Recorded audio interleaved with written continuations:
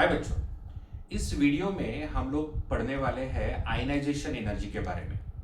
Ionization energy क्या है और इसके क्या ट्रेंड्स है, आइए समझते हैं। तो आयनाइजेशन एनर्जी को हम कई बार आयनाइजेशन एंथैल्पी भी पढ़ते हैं।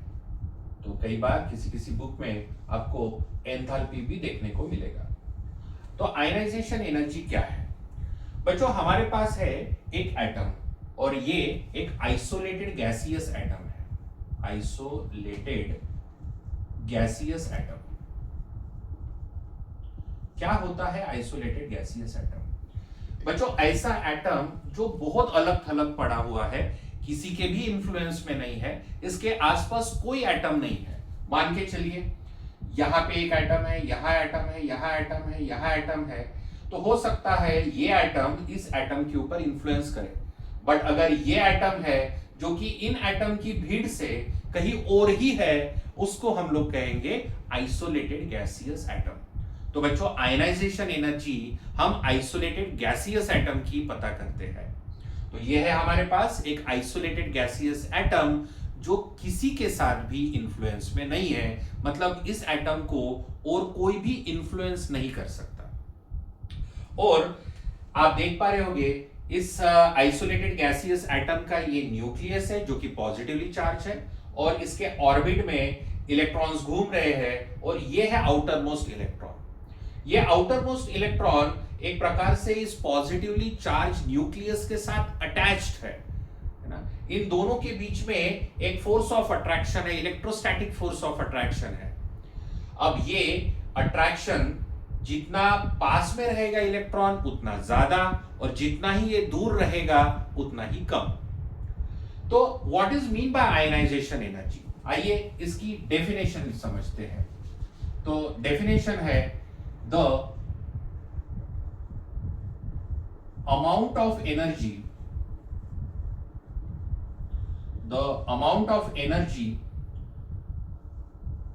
absorbed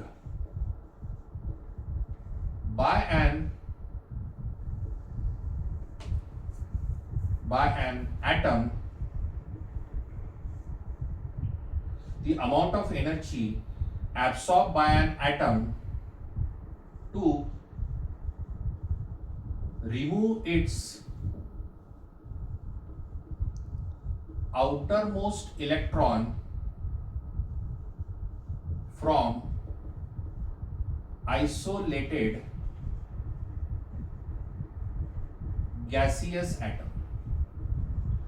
आइसोलेटेड गैसियस एटम से इस आउटर मोस्ट इलेक्ट्रॉन को फ्री करने के लिए ये एटम जितनी अमाउंट ऑफ एनर्जी एब्सॉर्ब करेगा उसी को आयनाइजेशन एनर्जी कहते हैं। आइए और इसको सरल भाषा में समझते हैं। मान के चलिए ये एक एटम है, ये आउटर मोस्ट इलेक्ट्रॉन है, ये इस न्यूक्लियस के साथ अटैच्ड है, एक अट्रैक्शन से बंधा हुआ है। अगर हमने इस आइसोलेटेड गैसियस एटम को एक एनर्जी प्रोवाइड की और ये इतनी अमाउंट ऑफ एनर्जी है जिसके वजह से इन दोनों के बीच का अट्रैक्शन टूट गया और ये इलेक्ट्रॉन इसके इन्फ्लुएंस से अगर बाहर निकल गया, तो इस एनर्जी को बच्चों हम लोग कहते हैं आयनाइजेशन एनर्जी। मान के चलिए कि हमारे पास एक एटम है ए और इसमें से इसको हमने एक एनर्जी प्रोवाइड की और यहां से एक इलेक्ट्रॉन, आउटर मोस्ट इलेक्ट्रॉन बाहर निकल गया और हमें मिला ए पॉजिटिव चार्ज। इस एनर्जी को हम लोग कहेंगे आयनाइजेशन एनर्जी 1।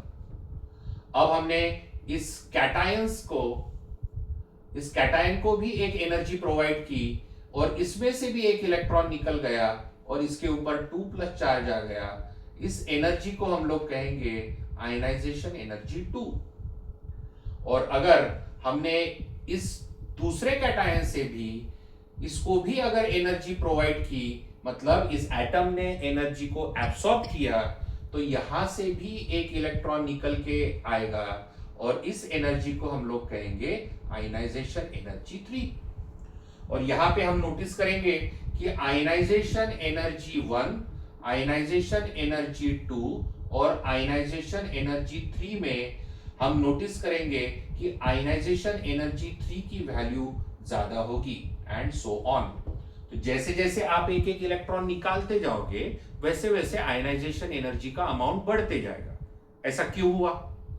ऐसा इसलिए हुआ क्योंकि जैसे जैसे आप एक एक इलेक्ट्रॉन निकालते जाओगे अंदर की इलेक्ट्रॉन इस न्यूक्लियस के पास है, ये और ज्यादा इन्फ्लुएंस्ड है, ये और ज्यादा अट्रैक्शन के साथ बंधे हुए हैं। जितना ज्यादा फोर्स ऑफ अट्रैक्शन उतना ही ज्यादा आपको एनर्जी प्रोवाइड करनी पड़ेगी। इसीलिए जैसे जैसे हमने कैटायन से इलेक्ट्रॉन निकालते गए आयनाइजेशन एनर्जी क्या होती गई? बढ़ते गई। आइए देखते हैं पीरियोडिक टेबल में इसके ट्रेंड्स क्या है। तो हम लोग अभी यहां पे जनरल ट्रेंड्स लिखने वाले हैं। तो ट्रेंड्स हम दो प्रकार से लिखेंगे। हम लेफ्ट टू राइट देखेंगे, left to right ionisation energy में क्या ट्रेंड देखने को मिलता है, और दूसरा हम देखेंगे top to bottom, top to bottom. Left to right को ही हम लोग कहते हैं along the period,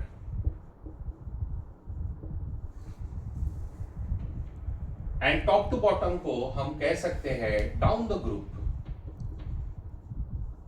तो आप कुछ भी बोलिए, टॉप टू बॉटम बोलिए या डाउन द ग्रुप बोलिए।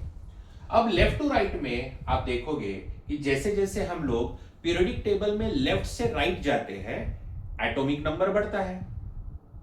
तो एटॉमिक नंबर जो है वो इंक्रीज होता है, जिसके वजह से इस न्यूक्लियस का जो इफेक्टिव न्यूक्लियर चार्ज है वो बढ़ जाता है, जिसको हम लोग कहते हैं जेड इफेक्टिव।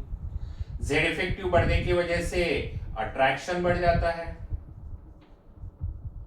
और अट्रैक्शन बढ़ने की वजह से इस एटम को अपना आउटर मोस्ट इलेक्ट्रॉन निकालना मुश्किल हो जाता है। इसी वजह से आयनाइजेशन एनर्जी भी बढ़ती है। तो अगर हम लेफ्ट टू राइट की बात करें तो एटॉमिक नंबर बढ़ने की वजह से overall Z effective nuclear charge on the nucleus will get increases, and hence outer most electron और ज्यादा अट्रैक्शन सहन करेगा, और ज्यादा अट्रैक्शन एक्सपीरियंस करेगा। ज्यादा अट्रैक्शन ज्यादा एनर्जी देनी पड़ेगी, तो आयनाइजेशन एनर्जी क्या हो जाएगी? बढ़ जाएगी। वही टॉप टू बॉटम में डाउन द ग्रुप में हम देखेंगे शेल नंबर बढ़ रहा है, शेल नंबर बढ़ रहा है। शेल नंबर बढ़ने की वजह से है ना जेड इफेक्टिव न्यूक्लियर चार्ज क्या हो रहा है? कम हो रहा है। भैया जाहिर सी बात है कि जैसे जैसे इलेक्ट्रॉन न्यूक्लियस से दूर दूर जाएगा वैसे वैसे क्या होगा? इन दोनों के बीच का अट्रैक्शन कम होगा, तो जेड इफेक्टिव कम होगा, अट्रैक्शन कम होगा, और अट्रैक्शन कम होने की वजह से है ना आयनाइजेशन एनर्जी कम हो जाएगी। तो आपने नोटिस किया आयनाइजेशन एनर्जी जेड इफेक्टिव के ऊपर डिपेंड करती है। जेड इफेक्टिव ज्यादा, अट्रैक्शन ज्यादा, आयनाइजेशन एनर्जी ज्यादा। जेड इफेक्टिव कम, अट्रैक्शन कम, आयनाइजेशन एनर्जी भी कम। तो याद रखिए left to right along the period, अगर आप पीरियोडिक टेबल में लेफ्ट से लेके राइट जा रहे हैं तो आयनाइजेशन एनर्जी बढ़ेगी, और डाउन द ग्रुप आप ऊपर से नीचे आ रहे हैं पीरियोडिक टेबल में तो आपकी आयनाइजेशन एनर्जी कम होगी। आई होप आपको आयनाइजेशन एनर्जी के बारे में सारे डाउट्स क्लियर हो गए होंगे। Thank you.